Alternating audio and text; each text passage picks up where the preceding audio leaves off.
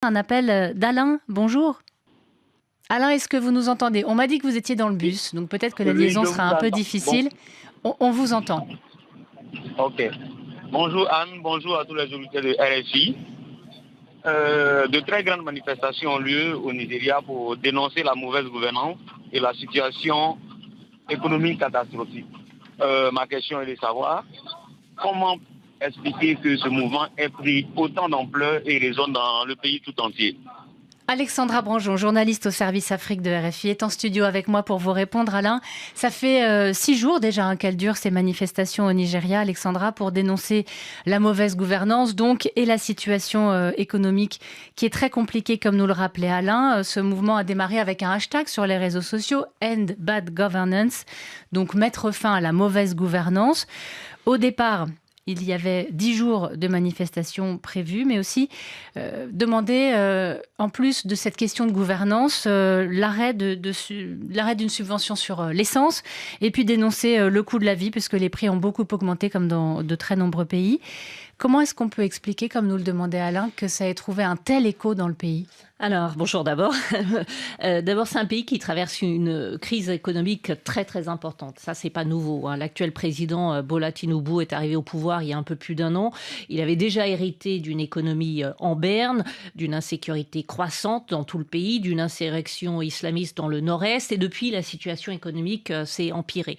Aujourd'hui, l'inflation est de plus de 30%, ce qui a fait bondir les prix de tout, des transports, des loyers, les frais de santé, des médicaments et de l'aliment. Des aliments.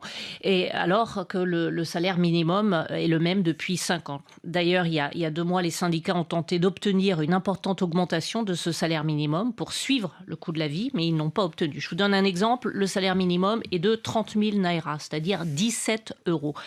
Un sac de riz coûtait il y a 1 an 40 000 naira. Aujourd'hui, il est à 95 000 naira, 3 fois plus que le salaire minimum.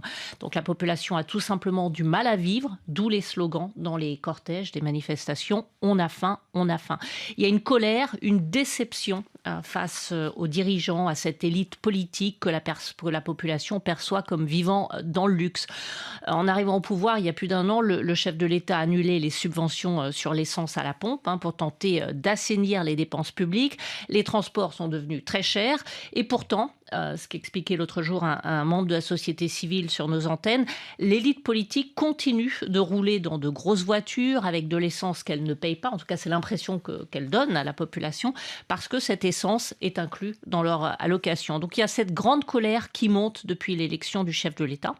Cette pauvreté, cette colère est encore pire dans le nord du pays, qui en plus est touché par l'insécurité et les attaques de groupes armés.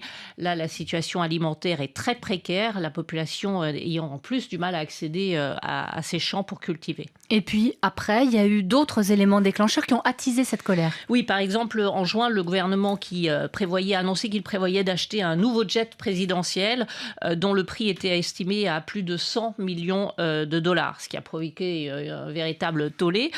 Autre exemple, également en juin, le chef de l'État a également donné son aval pour la construction d'une nouvelle villa pour le vice-président. Là aussi, on parle de millions de dollars, renforçant toujours cette idée que l'élite politique vit dans le luxe, alors que la population, elle, a du mal.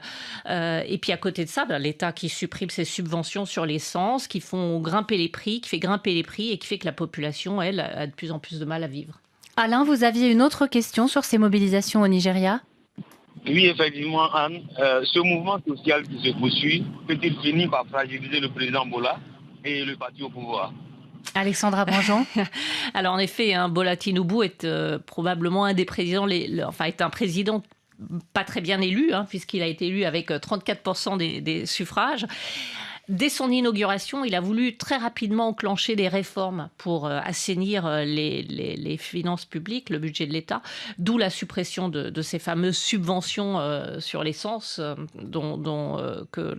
les manifestants réclament le retour, dont les manifestants réclament le retour.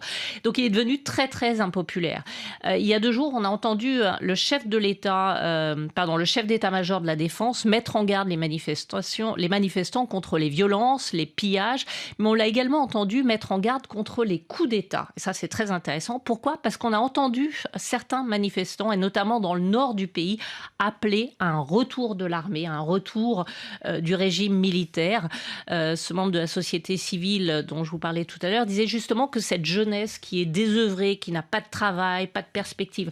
Rappelons quand même que 70% de la population a moins de 30 ans. C'est quand même important. Cette jeunesse, elle est influencée également par les pays voisins. Dans lesquels il y a eu des coups d'État, et cette jeunesse peut être amenée à penser que la situation dans ces pays est meilleure et que finalement un régime militaire peut être la solution, d'où ces appels à un retour des militaires. Et puis on a vu ces derniers jours aussi une polémique sur l'apparition de drapeaux russes lors de manifestations dans le Nord. Alors est-ce qu'il s'agit vraiment de drapeaux russes ou pas ? Il y a une polémique sur le sujet, mais qu'est-ce que ça veut dire ? Là aussi, le gouvernement a réagi, interpellant près d'une centaine de personnes et disant qu'il ne laisserait personne déstabiliser le pays. Donc il y a réellement une inquiétude de ce point de vue-là.